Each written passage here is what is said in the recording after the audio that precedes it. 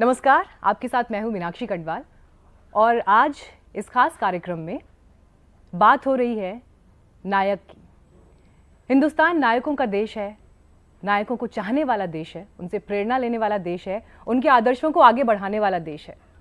और जब हम अपने नायकों की बात करते हैं, बात जब राजनीतिक विचारधाराओं की बात होती है तो हम कहते हैं हम गांधी के देश से आए हैं। खेल की दुनिया की बात होती है तो हम कहते हैं कि हम उस पीढ़ी से हैं जिसने क्रिकेट के भगवान को खेलते हुए मैदान पर देखा है। संगीत की बात होती है, सुरों की बात होती है तो हम कहते हैं हमने लता जी को गाते हुए सुना है। लेकिन जब बात सिनेमा की होती है, जब बात सिनेमा के क्राफ्ट की होती है तो नाम लिया जाता है ग्रेटेस्ट शोमैन राज साहब का, राज कपूर साहब का, जिन्होंने सिर्फ हिंदुस्तान में नहीं बल्कि भारतीय सिनेमा को अंतर्राष्ट्रीय मंच पर जिस तरह से रखा, जिस तरह से सजाया, उसने हिंदुस्तान को एक अलग ही पहचान दिलाई। और इसीलिए राज साहब सिर्फ नायक नहीं, महानायक हैं, हिंदी सिनेमा के शिखर पुरुष हैं। आज हम राज साहब के बारे में बात क्यों कर रहे हैं? बात इसलिए हो रही है क्योंकि आज मेरे साथ 3 खास मेहमान मौजूद हैं और अवसर है राज साहब पर आई किताब को लेकर। और ये किताब इस वक्त मेरे हाथ में है, लेकिन इसके बारे में आपको बताऊंगी उससे पहले परिचय आपका उन खास मेहमानों से करा दूं जिनके साथ राज साहब को लेकर आज खास बातचीत होने वाली है। हमारे साथ राज साहब के पुत्र, film maker, actor, director Randhir Kapoor साहब मौजूद हैं। हमारे साथ राहुल रवेल जी मौजूद हैं, फिल्म मेकर, राज साहब के साथ आप असिस्ट कर चुके हैं। और साथ ही हमारे साथ मौजूद हैं राहुल मित्रा जी, आप फिल्म मेकर हैं, बड़ी खुशदिली से अपने आप को राज साहब का फ़ैन कहते हैं और उनकी परंपरा को आगे बढ़ाने को लेकर जिक्र करते हैं। तो सबसे पहले टाइम्स नाउ नवभारत पर मैं आप तीनों का बहुत बहुत स्वागत करती हूँ। Thank you for calling us. तो दिल्ली की इस गुलाबी ठंड में आज हमारी ये खास मुलाकात हो रही है और मेरे हाथ में ये किताब है इस वक्त जो आप देख रहे हैं, Raj Kapoor the master at work, और इसे राहुल रवेल साहब ने लिखा है।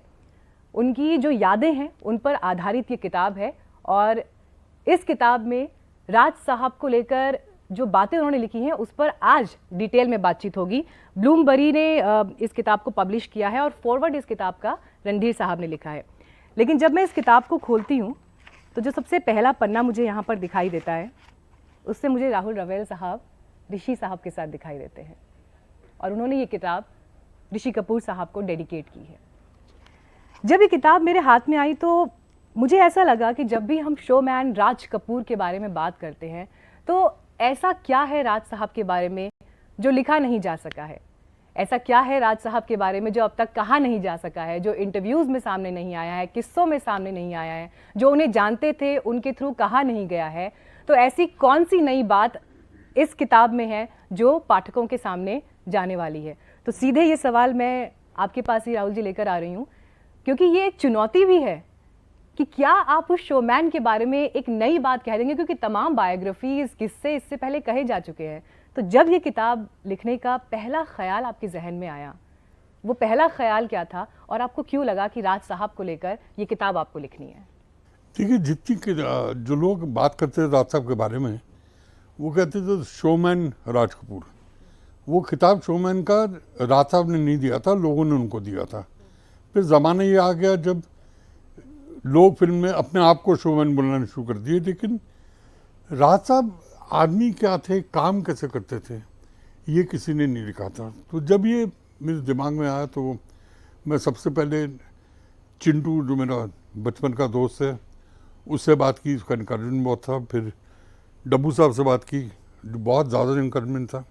और फिर मैं कृष्णा आंटी के पास गया जो मदर थी, और कृष्णा आंटी ने कहा कि बेटा, तुमने मेरे हस्बैंड के साथ काम किया है और तुमको ये पता है कि वो सेट पे क्या थे, जो किसी को नहीं पता तुम्हारे अलावा।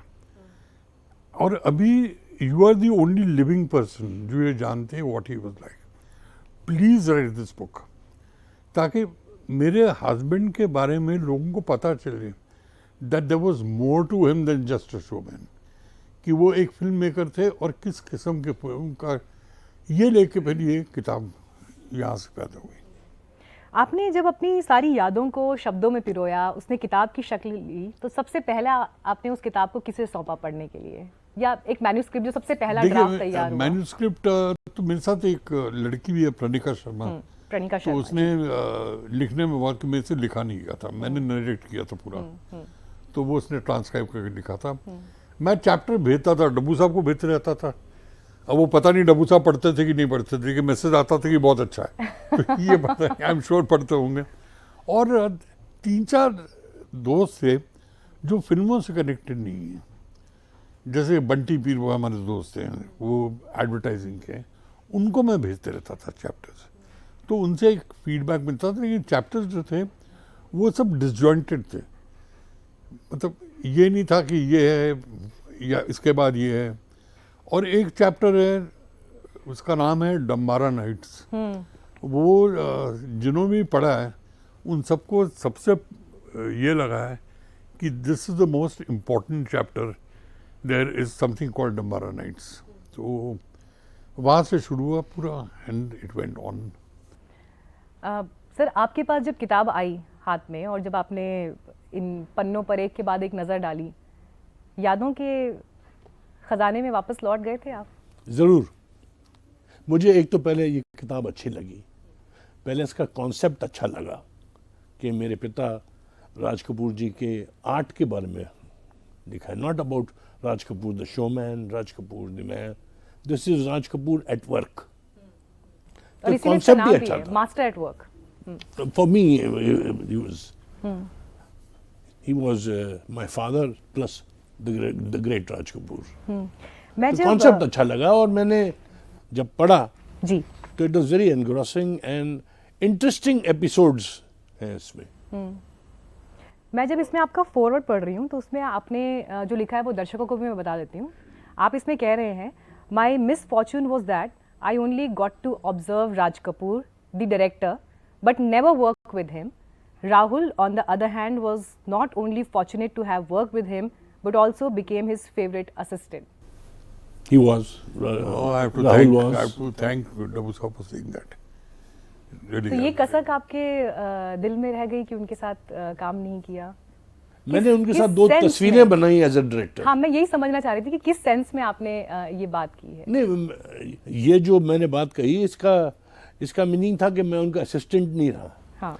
जब मैं डायरेक्टर बनना चाहता था तो उन्होंने मुझे लेक टंडन साहब के पास भेजा था। बोले आरके में तुम अगर काम करोगे तो यू आर द बॉसेस सन, अगर बाहर काम करोगे तो you will be just anybody. तो बाहर जाके सीखो, पेंटिंग तो वही है, तुमको सिखाएगा कि ये हाफ सर्कल है और ये पूरा सर्कल है, this is a full line and this is half a line. But painter अपनी इंटरप्रिटेशन से, अपनी कला से अपनी तस्वीर बनाता है। तो सिमिलरली तुम जाके कला सीखो कि इसके मैथमेटिक्स ऑफ डायरेक्शन क्या है, ये तुम्हें बाहर ज्यादा सीखने को मिलेगा। So I never got a chance to be with Raj Kapoor, but I observed him from my house, from my home, as a son, him as a father. But ये जो असिस्टेंट इनके थे, he became very close to my father. रवेल साहब, अगर मैं आपसे पूछूं कि क्योंकि यहाँ पर उनके आर्ट और क्राफ्ट की बात हो रही है कि उनकी लाइफ से अलग उनके प्योरली उनके सिनेमा को लेकर आपने इस पूरी किताब को लिखा है, राज साहब के अंदर ऐसी कौन सी बात थी एज ए फिल्म मेकर जो आपने उसके बाद किसी और व्यक्ति में नहीं देखी? जो उनका डेडिकेशन था सिनेमा के लिए और जो काम वो कर रहे थे, जिस फिल्म पे वो काम कर रहे थे, वो उस फिल्म के अलावा किसी चीज़ की सोचते नहीं थे। He used to breathe, sleep, drink, eat his picture. वो 24 घंटे सिर्फ फिल्म के बारे में बात करते हैं। और किताब में कई जगह उनके एक्सेंट्रिसिटीज़ के बारे में भी हैं। All geniuses are eccentric. जैसे एक इंसिडेंट है, जब रात को एक दिन टाउन से वापस आ रहे थे, रात के 12 साढ़े 12 बजे थे, तो उन्होंने ड्राइवर को कहा कि रमन साहब घर पे ले लो। रमन साहब इनके फाइनेंस के आदमी थे जिनकी डेथ हो गई थी। तो उन्होंने बॉबी रिलीज़ की थी तमिलनाडु में, उसका ओवरफ्लो नहीं आया था राज साहब के पास। तो अब ये रात को 12 बजे उनको याद आया कि रमन साहब घर गए हैं, तो वहाँ गए, तो उन्होंने आवाज़ दी, उनके बेटे को रामू रामू अब रामू नीचे भागता हुआ है, वो साउथ इंडियन लुंगी जो यहाँ तक कमर तक फोल्ड करके रखते हैं और सर पे टीका लगा हुआ और कुर्ता वगैरह नहीं पहना हुआ, बोले ये सब, बोले where is my outfit of Bobby, तो बोला इट्स विद मी, बोले मेरे पास है, बोले तुम्हारे पास क्यों है, मेरे पास होना चाहिए, ये तुम्हारे पास क्यों है, तो बोले भेज दूंगा, बोले कब भेजोगे, बोले भेजता हूँ जल्दी भेजता हूँ। अब तब तक लोग भी इकट्ठे हो गए थे, तो बोले ठीक है, और एकदम से उसकी लुंगी खींच ली उन्होंने। अब वो आदमी लुंगी के पे खड़ा था और उसको बोले कल स्टूडियो आओ, पैसे दे के जाओ और लुंगी वापस दे के जाओ, गाड़ी में बैठ के चले गए। No this was his eccentricity, but it worked around his picture. He was talking about money which was due to him, he was talking about his film. Dabboo साहब को जो कहना है कि जो कहते हैं कि I never had the opportunity to work with him, मेरा ख्याल ये था कि डब्बू साहब ने कभी असिस्टेंट काम नहीं किया था उनके साथ, of course very very closely, लेकिन didn't manage to work with an assistant, but directed him in 2 films, which is very natural for people today to feel, if I'm directing an actor like this, तो I will learn a lot from him. अब problem ये था कि राज साहब जब acting करते थे तो he was only an actor, he would not even tell you a word कि ये तुम गलत कर या सही करो। डब्बू साहब वो हमेशा बोलते थे, डब्बू साहब बोलते पापा यहाँ से यहाँ आना है, यहाँ से यहाँ he would say absolutely, and he would say यहाँ से यहाँ नहीं, यहाँ से आना, इसे मेरे को करके दिखा दो, तो फिर करके दिखाना पड़ता, and he would replicate that exactly. एक डायरेक्टर थे, मैं उनका नाम नहीं लेना चाहता हूँ, वो हम लोग सेट पे गए थे साहब शूटिंग करें, तो वो डायरेक्टर जो है रिहर्सल किया आज साहब ने, तो कहा कि राजी ये ठीक नहीं जी, इसको ऐसे कीजिए, तो ऐसे करने में उन्होंने डायलॉग सुनाए और वो एकदम पंजाबी टोन के साथ था, तो राज साहब ने कहा ठीक है जी रेडी, तो राज साहब ने जब बोला तो उन्होंने पंजाबी टोन में बात की क्योंकि डायरेक्टर बोला ही है, तो ही नेवर, इनफैक्ट उनका ये था, आई डायरेक्टेड अ फिल्म कॉल बीवी वो बीवी, डब्बू साहब उसमें हीरो थे, राज साहब प्रोड्यूसर थे, एक बार भी राज साहब सेट पे नहीं है, never did he even visit the set, Dabboo साहब is that never visit the set. लेकिन जब आप वो फिल्म डायरेक्ट कर रहे थे तो बातचीत होती थी घर जाकर की? Very normal. अच्छा आज शूट पर as a producer and director, या एज अ डायरेक्टर मुझे ये परेशानी आई, इसको मैं ऐसे कर सकता हूँ, या इस तरह के डिस्कशंस घर में होते थे, तो वो आपके साथ as a guide, as a mentor, as a friend किस रोल में ज्यादा होते थे घर में होने वाली बात? Raj Kapoor was a very friendly father, but we were petrified, हमें बहुत डर लगता था उनसे, आउट ऑफ रिस्पेक्ट, एक इज्जत के लिए कि he senior, he director, but discussion होता था, he was very loving and very. आप ये मानते हैं कि वो जनरेशन अलग थी, शायद इसलिए वो संबंधों के बीच संबंध उस तरह के हुआ करते थे, उस तरह के, आपके अपने बच्चों से जो संबंध है और आजकल अपने बच्चों के साथ ज्यादा माँ बाप अलग है। एंड राज साहब was the best teacher one can think of, इनसे अच्छा टीचर आपको ही मिलेगा नहीं। आप मतलब मुझे लगता है कि ऐसे टीचर आपकी जिंदगी में मिले हैं पूरी लाइफ में तो बहुत बहुत तरक्की करेंगे। जितना मैं, क्योंकि शुरुआत में जब मैंने कहा कि ऐसा राज साहब के बारे में क्या है जो नहीं लिखा जा सका है, या क्या हमने नहीं पढ़ा है, क्या नहीं सुना है, और राहुल जी आपके पास मैं ये सवाल लेकर आ रही हूँ। देखिए बड़ा दिलचस्प है ये देखना कि जब भी आप राज साहब के जीवन को देखना शुरू करते हैं, उनकी पूरी जर्नी देखते हैं, तो पृथ्वीराज कपूर की लेगेसी को उन्होंने आगे बढ़ाया, पेशावर से आए, दिलीप साहब के पड़ोसी, इंडियन सिनेमा में उन्होंने जितने एक्सपेरिमेंट्स किए, या मैं कहूँ कि आज़ाद भारत को एक तरह के नए सपने देखना उन्होंने अपनी फिल्मों के ज़रिए सिखाया, अपने क्राफ्ट के ज़रिए सिखाया। पर आप जब करीब से कपूर परिवार के साथ जुड़े हुए थे, रवेल साहब के साथ जुड़े हुए थे, और इस किताब की इस पूरी जर्नी में आप अगर शामिल रहे, आपने ऐसा कौन सा पहलू देखा उनके जीवन का जो हम में से किसी को नहीं पता या आम जनता को नहीं मालूम? देखिए मेरा जो लोग मुझे जानते हैं वो जानते हैं कि मैं पत्रकारिता और ब्रांड मैनेजमेंट के क्षेत्र से निकलकर फिर फिल्म मेकर बना।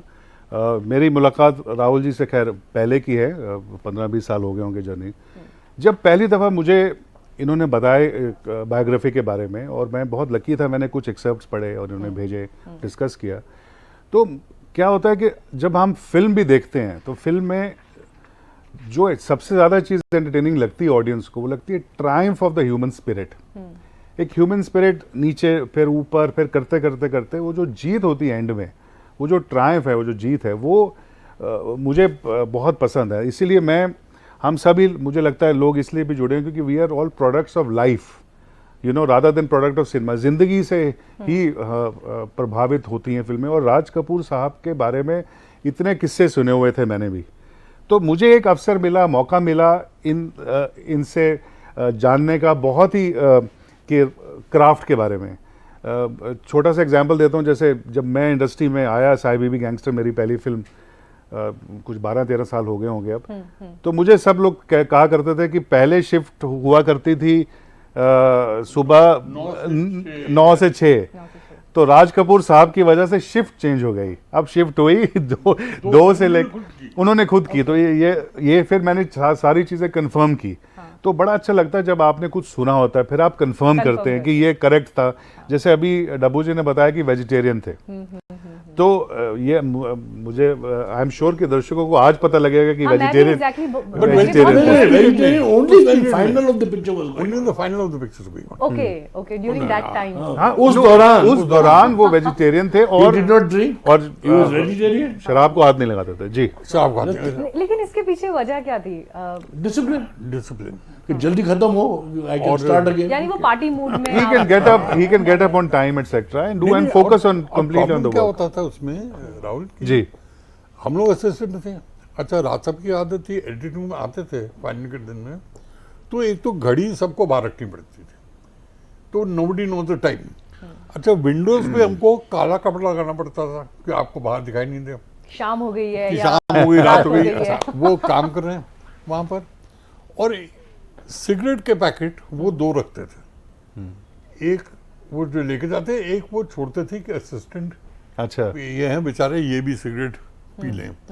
तो असिस्टेंट वेट नहीं करते थे सिगरेट पीने का, वो सब पहले के पहले 5-5-6 सिगरेट निकाल के जेब में डाल देते थे। लेकिन वो काम ऐसे करते थे कि सडनली जब खुद थकते थे, अरे बोले यार कोई खिड़की खोल के देखो टाइम क्या हुआ। तो खिड़की खोला, देखा बाहर एकदम धूप निकली हुई। बोले साहब 8 बज गए। बोले यार आई एम सॉरी, एक काम करो, I think you all go home, और एक गाड़ी है सबको छोड़ देगी, और जो भी आदमी लास्ट होगा वो घर जाके आधे घंटे नहा वाले और वापस आए। And I used to be the last one, I was in Bandra.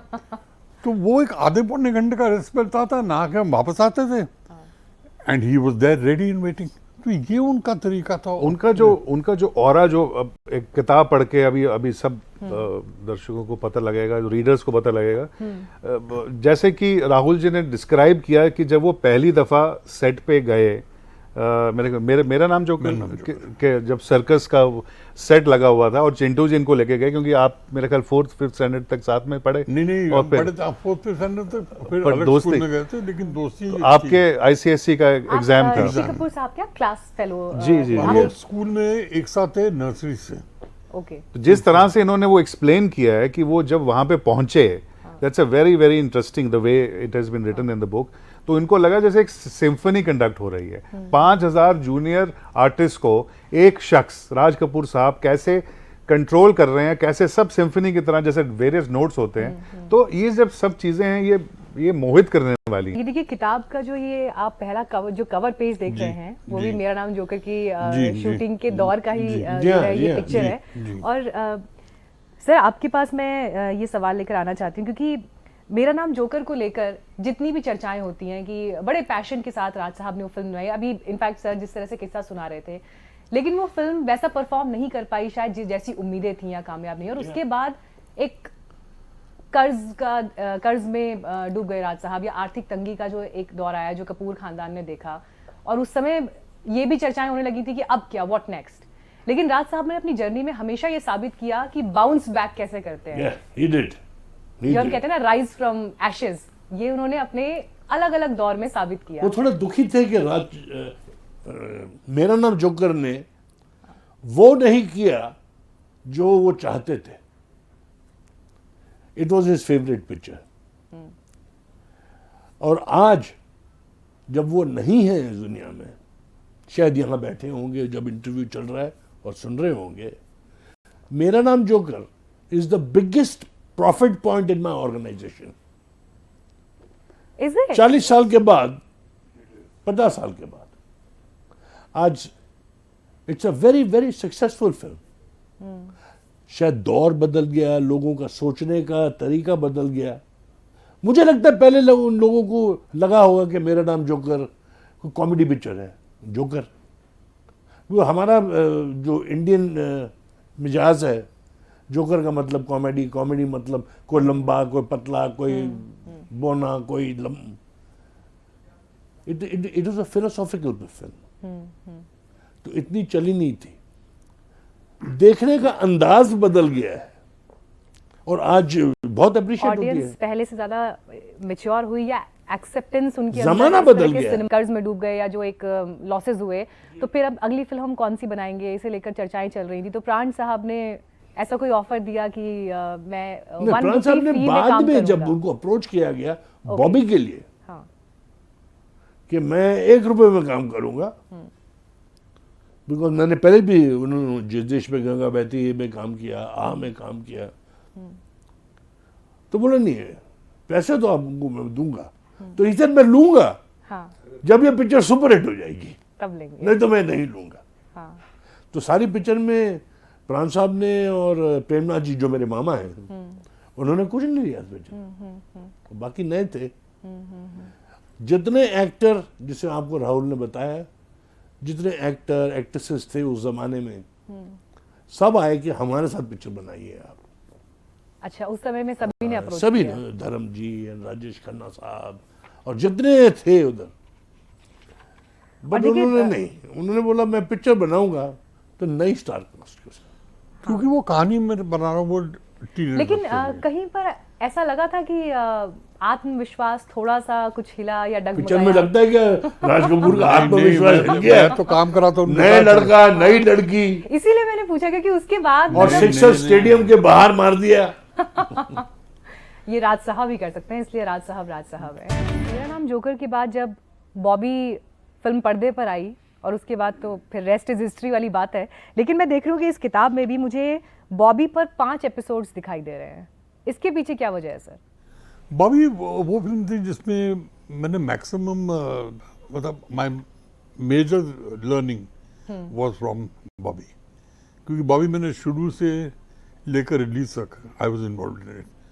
और फिर हमारे प्रोडक्शन मैनेजर जो थे उनकी डेथ हो गई थी, तो I was also handling production. So that was one picture which I really saw it being made right from the inception till the release. So that's why there are 5, and there's very colorful characters like Premnath ji हैं। तो प्रेमनाथ जी का character, और फिर बहुत सी चीजें हुई बॉबी में, जैसे टीनेज लव स्टोरी बना रहे हैं, डिम्पल की शादी तय हो गई, हाँ, तो ये कि भाई she was pregnant, a teenage love story, a heroine is pregnant, and the film is not complete, and how he got over all these things. मतलब उन्होंने ये भी नहीं ये किया कि यार ये नहीं होना चाहिए, ये nothing. He just said अच्छा ठीक है, let's go ahead, and he did it. He did that. उनकी कन्विक्शन थी। Conviction, absolute conviction. सर जब हम राज कपूर साहब की पूरी जर्नी देखते हैं लाइफ की, 22 साल में पहली फिल्म बना दी, वो फिल्म नहीं चली तो 9 महीने में फिर बरसात लेकर आ गए और बरसात ने एक अलग हिस्ट्री क्रिएट की, और उसके बाद जिस तरह से पूरा सिलसिला चल निकला। लेकिन एक बड़ा अहम पड़ाव उनके जीवन का आरके स्टूडियो भी रहा, और वो भी 25 से 26 उनकी उम्र मेरे ख्याल से रही होगी जब उन्होंने 26 साल जब उन्होंने आरके स्टूडियो बनाया। और आरके स्टूडियो आपके लिए भी मुझे लगता है घर के बाद जो दूसरा सबक आपने फिल्म को लेकर, फिल्म मेकिंग को लेकर सीखा स्टूडियो में होगा, था। हम सब ने अपने वहाँ की जो कैसी जो यादें लेखा आपके जो ज़हन भी में है सर? वो आरके स्टूडियो के में ही था। और आरके स्टूडियो में जिस तरह से शूटिंग्स हुआ करती थी उस वक्त, क्या वहाँ पर वो माहौल जमाना और था, वो होली पार्टी दौर बहुत और famous था, थी। वो उड़ान और थी। कोई किस्सा बताइए सर उस वक्त का। कि वो स्टूडियो का उन्होंने जैसे सोचा क्यों, वो बड़ा इंटरेस्टिंग है कि देखिए राज साहब का जहाँ तक मेरा ख्याल है, वो जब एक्टर बने थे वो ये सोच के बने थे कि मैं एक दिन डायरेक्टर बनूंगा और प्रोड्यूसर बनूंगा, मेरा एक स्टूडियो होगा। हाँ। तो तब से उन्होंने एक्टिंग शुरू की, ये था उनके माइंड में, और स्टूडियो फिर आस्ते आस्ते उन्होंने बनाया। इनफैक्ट एक स्टूडियो था आशा स्टूडियो, जो बगल में अभी तभी आर के नहीं था। तो एक सीन था आवारा में जिसमें नरगिस जी वो पॉन्ड में जाते पानी के, तो पानी में जाने के लिए एक ही स्विमिंग पूल था, वो था NSCI क्लब में। तो नरगिस ने कहा कि wearing a swimming costume in the club with इतनी भीड़ होगी, आई विल नॉट डू इट। तो उन्होंने वो आर्ट स्टूडियो की जमीन खुदा दी और वहां पर उनसे पूछे बगैर, बिना पूछे जमीन खुदा दी पूल बनाने के लिए। उन्होंने कहा आपने किया कैसे? बोले मेरी film, my film wanted, so I did it. और पानी भर दिया। हाँ, तो उन्होंने बोला यू कांट डू दिस। तो बोले कि I will never step into your studio again, not because you are charging me for it, because तुम मेरी क्रिएटिविटी को कर्टेल करना चाहते हो। I will not work where my creativity is curtailed. Also I feel जो लोगो है are के बैनर का और स्टूडियोज का, वो बरसात से वो बरसात से है, और वो आई थिंक इंस्पायर्ड था किसी जो It was inspired from a painting. It's again in the book, which is from where he had got inspired and from where to where his thought went. When he told me how he got inspired, how he used it, he called Archikar Saab, jo art director the.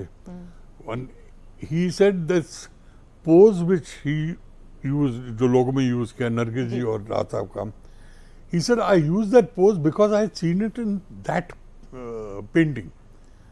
तो वहां से फिर वो करके in Germany somewhere? No, I think it was in Austria if I'm not mistaken. तो वहां से लेकर यहाँ, और फिर अर्चिकर साहब ने उसको डिजाइन किया लोगों को, and it was the painting of the logo was done by Bala Sahab Thackeray. अच्छा। हाँ, so that was again a new piece of information. R K studio में जो सबसे पहली शूटिंग हुई थी वो आवारा की हुई थी, वो ड्रीम सीक्वेंस, जब आर के स्टूडियो की छत नहीं बनी थी। देयर वर ओनली 4 वॉल्स, 4 दीवारें थी, और छत बनने वाली थी, उसके पैसे नहीं थे, तो इसलिए धीरे धीरे काम चल रहा था। एंड वी शॉट, वो जो आवारा के जो ड्रीम सीक्वेंस है वो रात को शूटिंग होती थी, बिकॉज लाइट नहीं थी और छत नहीं था, छत नहीं थी। तो I remember that is what he had told me. And RK also, he told me, he said it was the largest studio in Bombay at that time. He said I made it of that size क्योंकि मुझे dream sequence में उतना magnitude चाहिए था। और उसका reason बहुत अच्छा था उनका। उन्होंने ये कहा कि एक आदमी जो कैरेक्टर में प्ले कर रहा हूँ उसमें प्ले कर रहा था, वो जो डाउन टर्न आदमी है, जब वो सपना देखेगा तो सपना हमेशा लार्जर देन लाइफ होगा।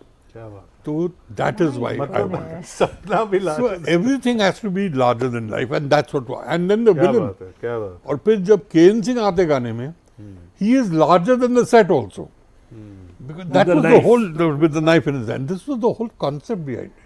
See, these are things that people see the pictures but they don't realize it. जो कहानी थी रामधरी गंगा मैली कि बेसिक उसमें ये था कि ग्रैंडमदर बोलती है राजीव कपूर जो हीरो थे कि बेटा मिल ले, गंगा लेके आ जाओ, और वो जब आता वहाँ पर ही सीज पद्मिनी, अपना Mandakini singing, and she slips at the end when he catches her hand and he says तुम्हारा नाम क्या है, एंड शी सेज गंगा।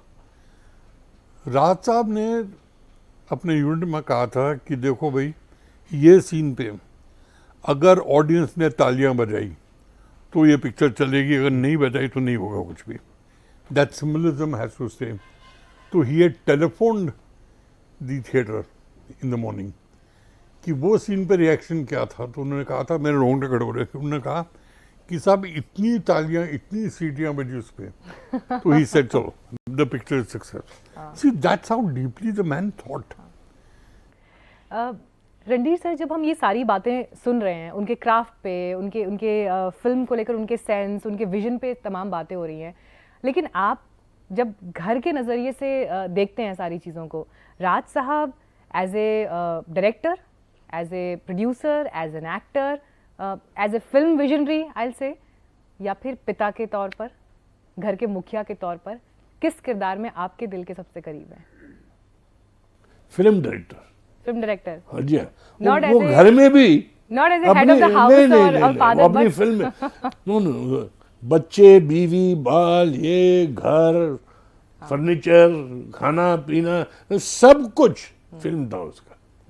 जो फिल्म वो बना रहे थे, that was most important for him, and everything came along with that only. सोचना, खाना पीना, हर चीज उसी के ऊपर है। मैं आपको बताता हूँ, दिल्ली में हम लोग आए थे, किसी की शादी थी, तो किसी की शादी पे गए तो वहां रविंदर जैन जी गाना गा रहे थे। तो सबने बोला राज कपूर जी को आके सामने बैठिए, बैठे, और रविंदर जैन जी ने गाना गाया एक राधा और मीरा, जो उन्हें बहुत पसंद आया। ताली वाली बजी, 2-4 गाने के बाद उन्होंने बोला दादू ये गाना मुझे फिर से सुनाइए। तो उन्होंने फिर गाया।